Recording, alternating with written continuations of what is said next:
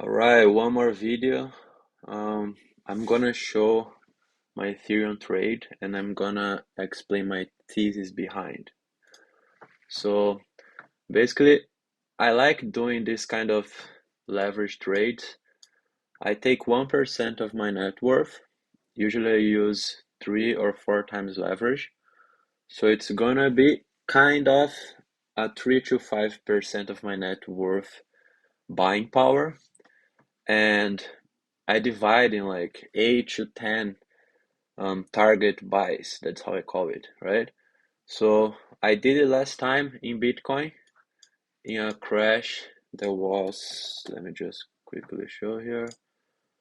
So it was in this liquidation that we had here around the beginning of January. So I put 10 orders and I got, I think, 9 orders, and then the pump back I close. I did with Ethereum right here. I deleted. I just to don't mix with this one, just to be easier to see. I deleted, but I had a lot of orders here until 2200. Unfortunately, I didn't got this. I didn't get these 2 other orders, but it was a pretty good trade. Yeah, I closed around $200. There's like 10% higher. I was 3 times leverage. So yeah, I got a decent percentage. Again, this is not like a crazy, very risky trade. What I do is like I put 1% of my net worth. If I can double, I only increase my net worth in 1%. Most of my position I just hold for like the cycle trade that I just buy 6 months before the halving and I sell 18 months after the halving. All right, so talk about this trade now. If we check here, there is a good indicator that is this crypto fear and greed index. Basically, it shows how is the sentiment of the market. So if everything is pumping and everyone is saying, "Oh yeah, crypto is going to the moon," it's going to be very high here, this extreme greed. And usually after this, we have a crash because that's how the market works. It's always like opposite. And now we are in this area of fear again. So the index is 35. Last time we got 35, look here was 36, 37. Last time we got 35 was in September, right? Yeah, August, yeah, around September, and then a little bit in October, kind of. If we go to the chart and if we check what happened after, okay, so you see here, oh, sorry, 2024. Sorry, I was lost in the chart here. So if you see here September, October, we were in this area here. So everyone was getting bearish. Why? Because the halving was in April. And then people were, hey, oh yeah, Bitcoin halving, it's gonna pump, it's gonna pump. So they were since April to October waiting. And it was like flat, like sideways. And people start to get bearish. Oh, maybe the cycle won't repeat. Oh, nothing's gonna happen. What's going on? And they already had the ETF. And then the big pump came. So I think we are like in a kind of similar situation now. But if we check the ratio, Ethereum Bitcoin, Bitcoin is outperform Ethereum like for a while, Bitcoin is out, like Ethereum is losing 70% against Bitcoin since September 2022. But the thing is like, I think the risk return is way better for Ethereum than Bitcoin now.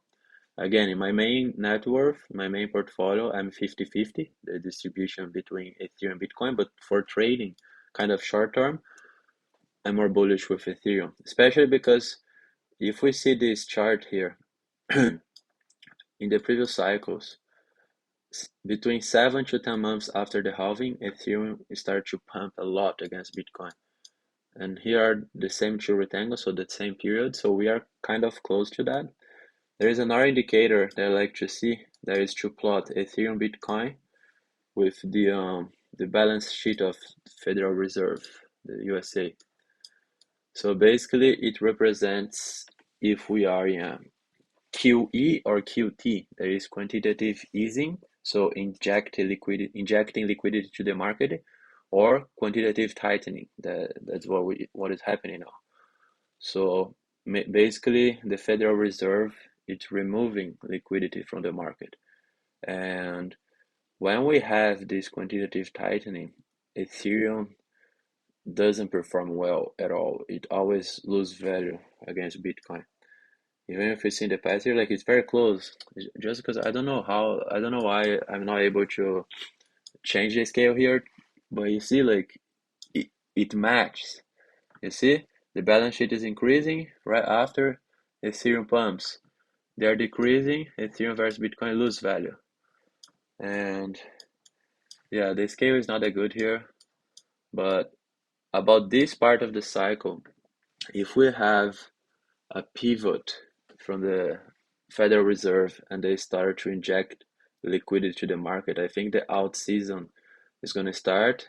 And the two leaders, I think it's going to be Ethereum and Solana. Because now we have around, I think, 37 million different tokens. So it's very hard to guess where the money is going to flow. So I took the risk.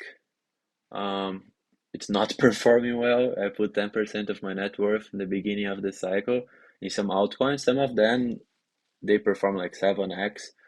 PEP, I put very small position, but I made like 14x. But most of the other tokens like minus 75, minus 80, even minus 100%. Thanks God, I just put a very small percentage of my net worth. But yeah, that's why I'm focusing on Bitcoin, Ethereum, and a little bit of Solana. I think Solana it's a good horse to ride as well, but I don't know. I just prefer Ethereum now because Solana performed very well already. So I think there is more upside for Ethereum. Solana was I think $8. Um, Let me just remove this Fed balance sheet. So yeah, you see, Solana was $8 in January 2023, and now it's like 200. So how many X is that, right? Like a lot. And Ethereum is not performing that well. So I think maybe very likely we can have a better performance. That's what I'm betting now. If we see the ETF inflow for Ethereum, I think we have 6 days in a row. Yeah, 6 days in a row with positive inflow, right? Um, so we have BlackRock, this huge ETF, they're accumulating Ethereum. Trump and his son Eric Trump, they are developing DeFi on Ethereum. He even posted, Eric Trump posted after the Ethereum liquidation. It was a good time to buy Ethereum. Yeah, and I don't know if we can see the edit, but yeah, first he posted this and it was written here. Thanks me later. I don't know how to see that, but yeah, anyways. Um, yeah, they are increasing their position on Ethereum. What else we can see here? We can check about liquidation, just to have an idea, like short term as well. So if we see here Ethereum, um, okay, connecting to my trade now. If we see here Ethereum, and we put 1 week, we have a lot of short liquidations at like price not that far, right? So you see 4 billion, 4.3 billion if Ethereum goes to 3,200.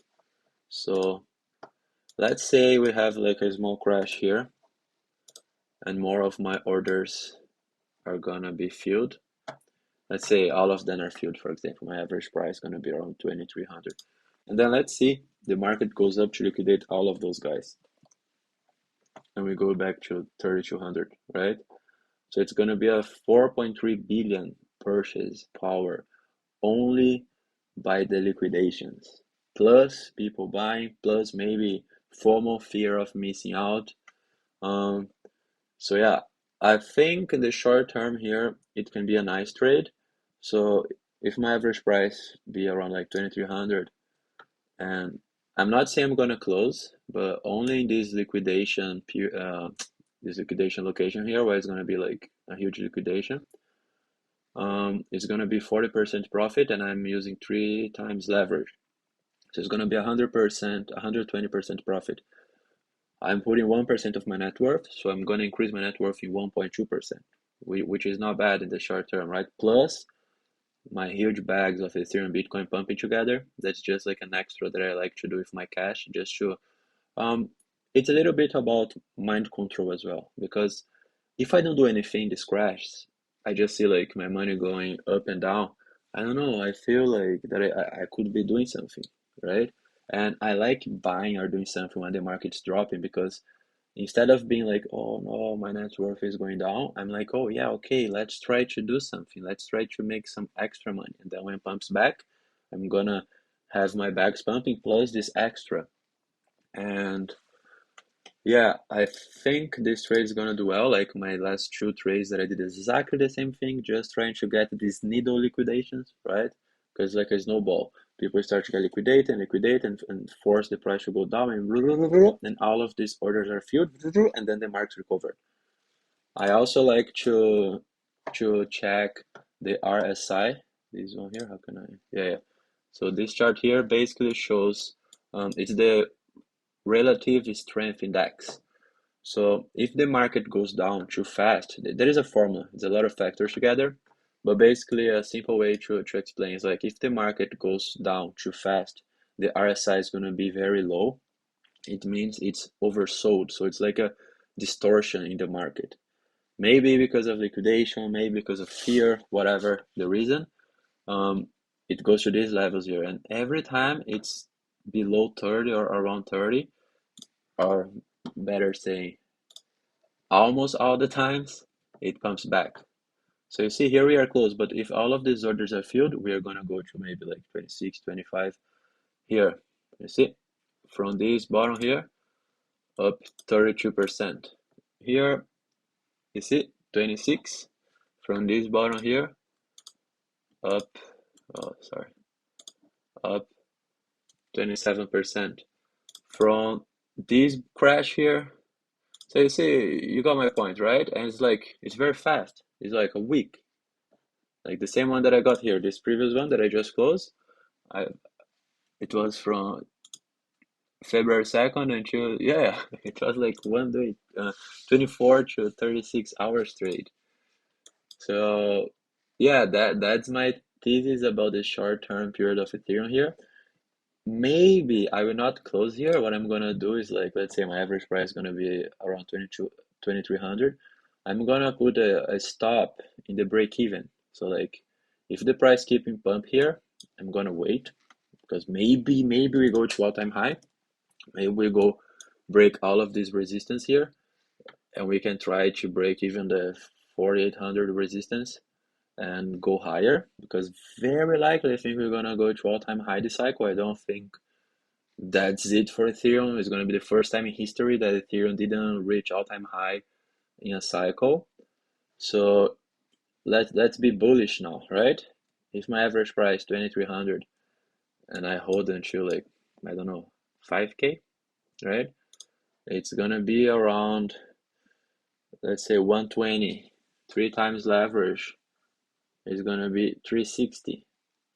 So yeah, 360 on top of 1%, I'm gonna increase my net worth in like 3.6%. And again, if I lose everything, I only lose one. Plus my Ethereum position going up a little bit more than 2x. But I really think if the Federal Reserve pivot to quantitative easing, and we have maybe just like a small period being flat here would be a bullish sign already, and then start slowly injecting liquidity in the market, I think it's going to be very bullish for Ethereum. I don't think I'm going to be able to find a chart now. I don't remember if I retweet this, but oh yeah, here. So basically, the Federal Reserve used this repo facility to get liquidity from the market, right?